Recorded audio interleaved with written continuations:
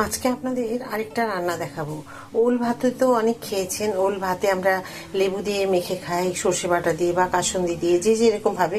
তো আজকে আপনাদেরকে দেখাবো, দেখুন, ওলের ডালনা। তো ওলের ডালনার জন্য দেখুন আমি এইভাবে আলুগুলোকে কেটে নিয়েছি। আর যদি আলু খাওয়া পছন্দ করেন বেশি করে দেবেন।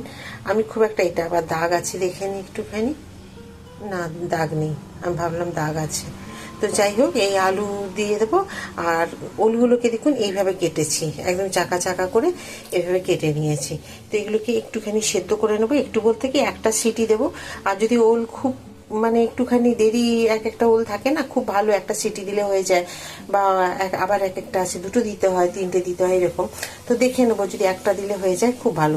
কারণ বেশি গলে গেলে আবার তখন কিন্তু ওলে সেই মানে রান্নাটা ঠিক হবে না। আপনাদের দেখিয়ে দিই, দেখুন মশলাগুলো কি কি আছে। এখানে দিয়েছি আমি টমেটো দিয়েছি দুটো ছোট ছোট, দিয়েছি পেঁয়াজ দুটো, আর দিয়েছি শুকনো লঙ্কা, আদা আর রসুনগুলো টমেটোর সাথে ঢাকা পড়ে গেছে। এই যে আদা দিয়েছি দেখুন এখানে। এগুলো সব কিন্তু আমি এখন তেলে ভেজে নেব। তার আগে আমি দিয়ে দেবো হাফ চামচ জিরে। আর যতগুলো আমি কেটে রেখেছি টমেটো, আদা, রসুন, পেঁয়াজ আর শুকনো লঙ্কা তিনটে দিয়েছি।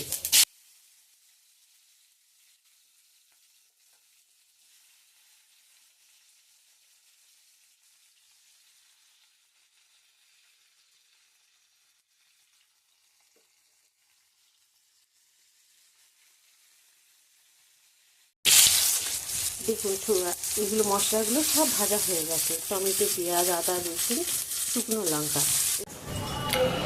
ওল দেখুন খুব সুন্দর সেদ্ধ হয়েছে একদম, মানে কি বলবো, দেখতে যখন ভাজবো, ভাজার পরে মনে হবে যেন মাছ ভাজা। তো দেখুন ওলের মধ্যে আমি একটুখানি হলুদ,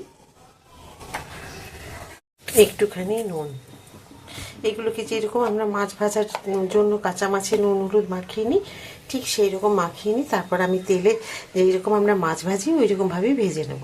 দেখুন এইভাবে মাখিয়ে নিয়েছি সবগুলোতে, আর কিছু লাগবে না, এইভাবে মাখানো হয়ে গেছে। এখন এগুলোকে ভেজে নেব। আমি এখানে আলু আর ওল সব একসাথে ভেজে নিয়েছি। ওলগুলোকে দেখে মনে হচ্ছে দেখুন মাছের পিস বা মাছের মতো লাগছে দেখতে। তো এইগুলোকে আমি সব আলাদা করে তুলে রেখে দিই বাটির মধ্যে। তারপরে এবার মশলাটা রেডি করে নেব। আপনাদের আরেকটা কথা বলি, এই ছোট্ট টিপসটা দেখবেন আপনারা তৈরি করে। হ্যাঁ, আমি যেভাবে বলছি, প্রথমে ফোড়ন দেবেন না, সেই কালো জিরে হোক, পাঁচ ফোড়ন হোক, বা সাদা জিরে, সাজিরে, যে কোনো এই ধরনের ফোড়নগুলো কিন্তু দেবেন না। তেল প্রচুর গরম থাকে। যদি পেঁয়াজ ভাজতে হয়, প্রথমে আগে পেঁয়াজ ভেজে নিতে হবে।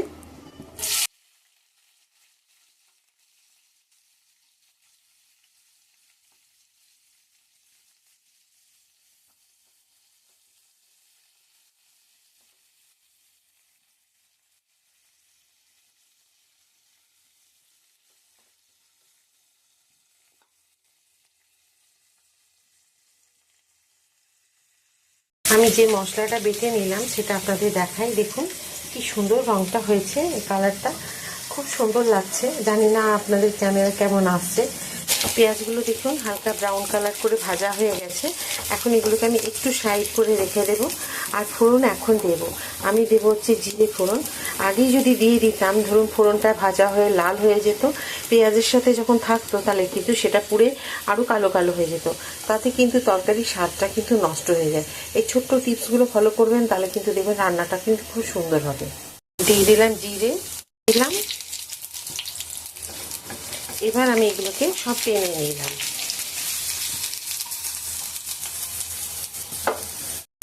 এখানে দেখুন হলুদ দিয়ে দিয়েছি মশলার মধ্যে।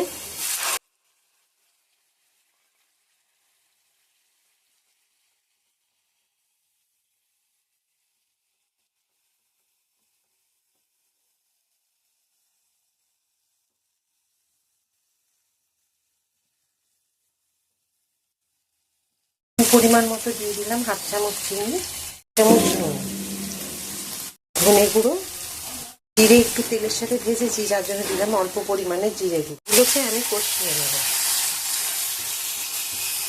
তবে একটা জিনিস খেয়াল রাখবেন, সব মশলাগুলো আমি তেলে ভেজেছি, সেই কারণে খুব যে বেশি একটা সময় নিয়ে কষাতে হবে তো সেটা করার দরকার নেই। মোটামুটি যেহেতু জিরে গুঁড়ো ধনে গুঁড়ো দিয়েছি, অন্তত মিডিয়াম টু লো ফ্লেমে 2 মিনিট একটুখানি ভেজে নিতে হবে, কষিয়ে নিতে হবে। দেখুন মশলার রং পুরো লাল হয়েছে। আপনাদের আমি ওই যে বললাম যে আমি বুঝতে পারছি লাল রংটা, আপনারা জানি না ক্যামেরায় আসছে কিনা ঠিক মতো। তো খুব সুন্দর কালার এসছে আর তেলও ছেড়ে গেছে। এখানে কিন্তু আমি দেব ফুটন্ত গরম জল বা উষ্ণ গরম জল দিতে হবে। একদমই ঠান্ডা জলের ব্যবহার করবেন না, কিন্তু ঠান্ডা জলের ব্যবহার করলে কিন্তু রান্নার স্বাদটা কিন্তু খারাপ হয়ে যাবে। আর উষ্ণ গরম জল দিয়ে দিলে কি হবে, রান্নাটা কিন্তু খুব ভালো হবে। তবে আমি যে মিক্সিতে লেগেছিল যে মশলা, সেই মশলার সাথেই এই উষ্ণ গরম জল দিয়ে দিয়েছি, তাতেই হয়ে গেছে। আর একটু জল দেব, ব্যাস, এর থেকে বেশি আমি দেব না, কারণ এটা খুব পাতলা, আমি ঝোল করব না।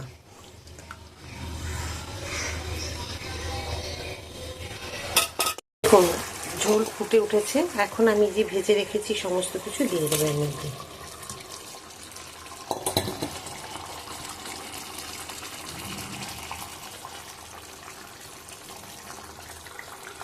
এই যে আজকে রান্নাটা আপনাদের দেখালাম না, ওলের ডালনা, এটা একটা অসাধারণ রান্না।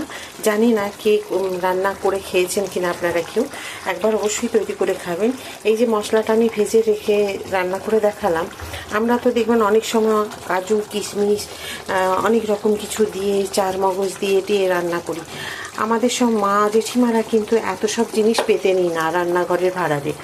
তো নর্মাল যেরকম রান্না করে সাধারণভাবে সেইভাবেই রান্না করতো। আমার মায়ের থেকে শিখে রাখা এই রান্না ওলের ডালনা, আজকে সেটাই আমি করলাম। মা খুব সুন্দর করতো এই ওলের ডালনা, এত সুন্দর করতো মনে হতো যেন কোনো মানে মাছের ঝোল বা মাংসের ঝোল এইরকম খাচ্ছি, মানে এত সুন্দর লাগতো খেতে। তো মায়ের মতো করেই করার চেষ্টা করেছি, আশা করি ভালো লাগবে আপনাদের। তবে হ্যাঁ, আমি মায়ের থেকে একটা এক্সট্রা জিনিস করলাম, যেটা হচ্ছে সব সবজি মানে যে মশলাগুলোকে আমি তেলে ভেজে নিয়ে আমি মিক্সিতে তৈরি করলাম, কিন্তু মা সেটা করতো না, একদম সরাসরি শিলে বেটে নিয়ে রান্না করতো। তো আমাদের তো এত সব সুযোগ সুবিধা নিয়ে আমরা রান্না করি। আর কি বলুন তো, তখন যদি একটুখানি মানে তেল দিয়েও রান্না করতো, একটু কালো জিরে দিয়ে, তাতেও সবজির স্বাদ হতো। এখন দিয়ে দেবো আমি একটু গরম মশলা, শাহি গরম মশলা দিলাম। শাহি গরম মশলা দিয়েছি, দিয়ে দিলাম 1 চামচ ঘি, কারণ আমার রান্নার পরিমাণটা কম, এর থেকে বেশি দিলাম না। আর এবার আমি গ্যাস অফ করে দিলাম।